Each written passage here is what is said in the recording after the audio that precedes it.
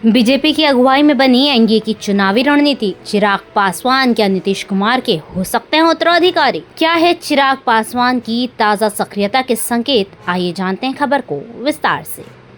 चिराग पासवान बिहार में super active नजर आ रहे हैं और ये सब यूं ही तो होने से रहा। निश्चित तौर पर ये बीजेपी की अगुवाई में बनी एनडीए की चुनावी रणनीति है और ये भी ज़रूरी नहीं है कि नीतीश कुमार से भी उनकी सहमति ली गई हो सकता है कुछ चिराग पासवान की निजी महत्वाकांक्षा की वजह से हो, लेकिन उसमें बीजेपी की तरफ से भी पीठ ठोकी गई है। ये तो साफ है, ज़रूरत तो बीजेपी को भी है और ये चुनाव एक बढ़िया मौका है।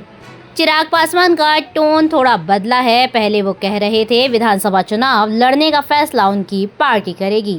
वो अपने चुनाव लड़ने के लिए सर्वे कराए जाने की भी बात कर रहे थे।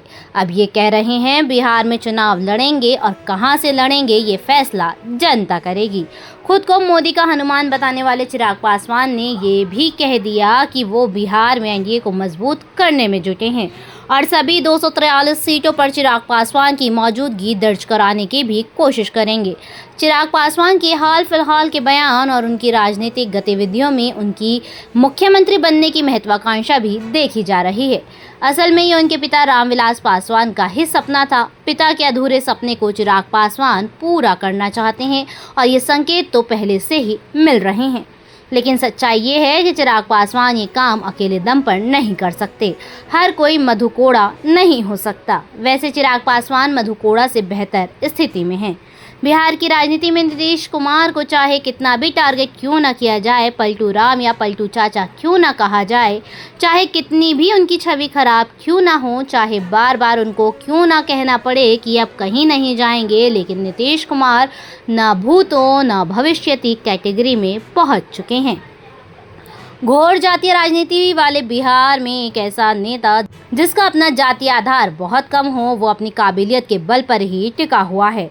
कोई दौराय नहीं होनी चाहिए। ऐसे में अब तो सारी कवायद उत्तराधिकारी के लिए है। नीतीश कुमार के महागठबंधन का मुख्यमंत्री रहते लालू यादव तो तेजस्वी यादव को ही उनका उत्तराधिकारी बनाना चाहते थे।